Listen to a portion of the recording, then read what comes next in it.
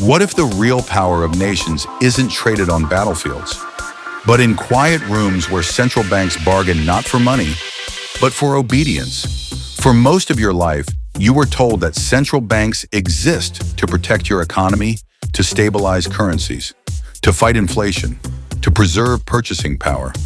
But what if that story is only the surface, and beneath it lies a much older, much stranger system? A system where governments borrow authority, not cash, and central banks trade influence, not interest? A system in which money is only the decoy, and the real currency exchanged is power. Today, we're going to uncover a secret trade hidden in plain sight, a trade that governments have depended on for centuries, a trade that crises have exposed over and over again, a trade that influences everything from your mortgage rate to your nation's independence. This is the story of how central banks quietly became the most powerful institutions on earth, not through force, not through elections, but through a silent exchange, power for obedience. Before we dive into the secret trade, we need to understand the illusion. Most people assume money works like this. Governments issue currency, banks lend it, people use it, central banks manage the system. Simple, right? Except that's not how it works. The part they never teach you is this. Governments don't control money, central banks do. And the relationship between governments and central banks has never been equal. From the start, central banks were not created as public servants. They were created as private lenders to the state. Kings didn't invent central banks to stabilize their economies. They invented them to pay for wars they couldn't afford. And when a king borrows money from bankers, he doesn't trade gold. He trades something far more dangerous. He trades sovereignty. This ancient arrangement, rulers trading power for financing, never disappeared. It simply evolved into a modern, acceptable, sanitized system called monetary policy. But behind the charts, rates, and polite language, the trade remains the same. Governments promise obedience. Central banks provide power. And to prove that, we must go back to where it all began. Our story begins in the 1600s. Europe is burning, armies are marching, empires are rising and falling every decade. War is the engine of history, and war requires money, lots of it. But kings had a problem. They ruled lands and people, but their wealth was tied to slow, physical assets. Taxes, land crops, gold. Their military ambitions could grow overnight, their treasury couldn't. Enter the bankers. Small groups of wealthy merchants, goldsmiths, and financiers in Amsterdam, Venice, Genoa, and London, who, for the first time, realized a profound truth. You don't need gold to lend money, you only need trust. When the English crown went bankrupt, repeatedly, private financiers stepped in, but they didn't lend for free. They demanded exclusive rights, political influence, and security backed by the taxpayers of the future. This was the first major trade. Money for obedience, power for permission. And then something revolutionary happened. In 1694, King William III signed a charter allowing a group of lenders to form a corporation with extraordinary privileges. That corporation became the Bank of England, the world's first modern central bank. But the purpose wasn't to protect the economy, it was to fund the king's war against France. In exchange for financing, the bank received the power to issue banknotes, control over government debt, influence over national policy. The king had traded a piece of his sovereignty, and bankers gained a piece of the kingdom. From here, a pattern began, and it never stopped. Over the next 2 centuries, the central banking model spread across Europe, then across the world. Everywhere it appeared, the story was the same. Governments needed money, bankers needed leverage, and so the silent trade deepened by the 1800s. Wars grew larger, railroads needed massive credit, industrial revolutions demanded funding, nations needed reliable currencies to trade, and central banks were the only institution capable of creating the fuel for all of it. But here's the twist. The more governments depended on central banks for money, the more central banks gained control over governments. Because every loan came with conditions: raise taxes, issue bonds, change laws, protect banks, maintain stability at all costs. This wasn't conspiracy. This was contractual. The deal was simple. Central banks would supply money. Governments would supply obedience. And the world accepted this because central banks appeared to deliver. Low inflation, stable currencies, thriving trade, financial growth. Until the illusion cracked. The early 20th century was a turning point. Central banks had become powerful, private, unregulated, and deeply intertwined with governments. And then came the crisis that exposed everything, the Great Depression.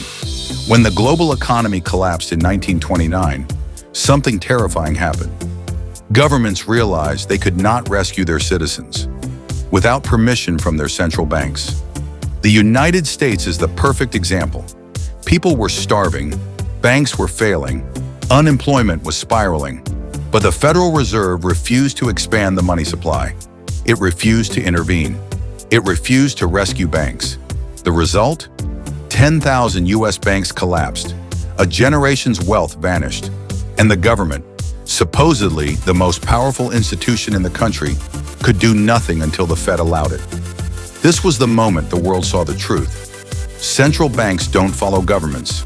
Governments follow central banks, and the trade became even more clear. When governments need help, central banks step in, but only if governments obey. And then came the biggest break of all. In 1971, the world witnessed a historic moment. President Richard Nixon ended the gold standard.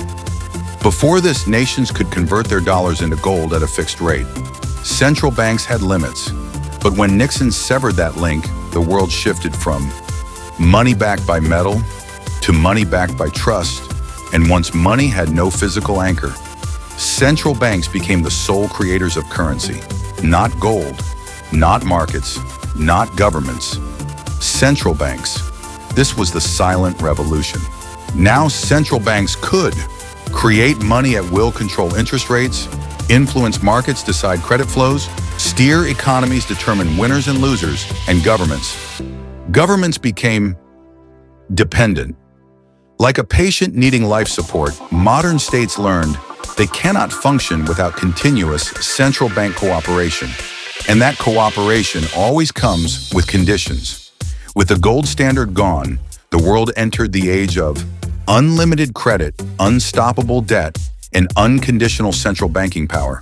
Between 1971 and today, global debt grew from $5 trillion to $307 trillion. The US alone printed 25% of all dollars ever created. In a single year, central banks became markets' biggest players, and with every crisis, their influence expanded. 1997, Asian financial crisis. Central banks forced nations to adopt strict reforms in exchange for support. 2008, global financial crisis. Governments begged central banks to prevent collapse. The Federal Reserve injected $29 trillion into markets. In return, banks gained more power than ever. 2020, pandemic crash, markets fell. Central banks stepped in. Money printing exploded. Governments cooperated unquestioningly. The pattern was always the same. Crisis, obedience, central bank intervention, increased power, and each cycle strengthened the same trade. Governments need stability. Central banks demand compliance. Throughout history, a few governments tried to break free. Each one failed. Case 1, Argentina. Currency boards. Argentina attempted to peg its currency to the dollar to escape central bank control. It collapsed in 2001 when markets panicked. Case 2, Greece. The Euro trap. Greece tried to control its own economy during the 2010 crisis. The European Central Bank simply shut off liquidity. Greek banks almost died overnight. Case 3, Zimbabwe. Money printing without central bank discipline. The government overruled its central bank and printed money directly. The result? Hyperinflation of 231 million%. Case 4, Turkey. Political interference. Politically forced rate cuts led to currency collapse. Inflation crossed 60%. Each of these stories teaches the same rule. He who controls the money controls the government, and whenever a government breaks the silent pact, the punishment is devastating. Today, The secret trade is no longer confined to nations. It shapes everything: housing, stock markets, wages, savings, interest rates, unemployment, inflation. Central banks claim to operate independently, but independence means something different from what people assume. It does not mean freedom from political influence. It means independence from voters, dependence on obedience, and the trade has evolved into new forms. 1. Quantitative easing, QE. Central banks buy government debt to keep states solvent. Governments obey in exchange for survival. 2. Interest rate dictatorship. A tiny group of unelected officials decides your mortgage costs your loan approval, your business viability. 3. Bailouts. Banks take risks. Governments suffer the consequences. Central banks rescue selectively. 4. Digital surveillance. Every payment flows through systems controlled by, you guessed it, central banks and their allied institutions. But this was just the beginning. The ultimate trade is coming next. The rise of central bank digital currencies, CBDCs, is the largest power shift in monetary history. Here's why. For the first time ever, central banks won't just control the supply of money. They will control who can use it, when they can use it, where they can use it, what they can spend it on, how fast they must spend it. CBDCs make the trade explicit. Governments receive perfect economic control. Central banks receive perfect political obedience. And for citizens, they become users, not owners, of money. This is the final form of the silent deal. Let's look at the numbers. Central banks printed $13 trillion between 2020 and 2022. Global inflation hit a 40-year high. 60% of all dollars in existence were created in the last decade. 1% of people now own 50% of world wealth. Real wages are stagnant despite record money supply. Home prices reach the highest price-to-income ratio in history. The average citizen is poor, despite more money existing. Why? Because the trade never served citizens.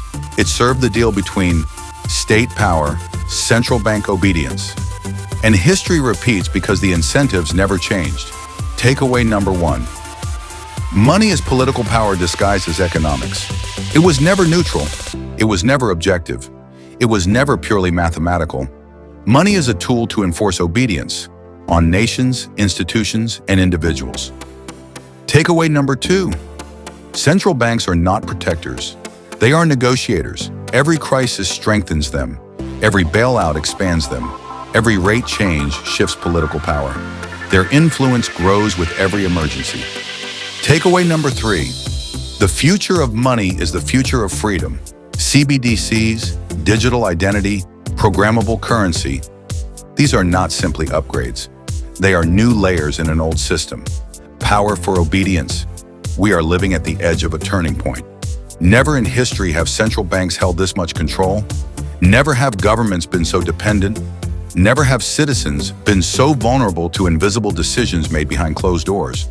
The next crisis, whether financial, political, or digital, will not just test the system, it will test the trade itself. And you must ask, when the next emergency hits, what will your government trade? What will your central bank demand?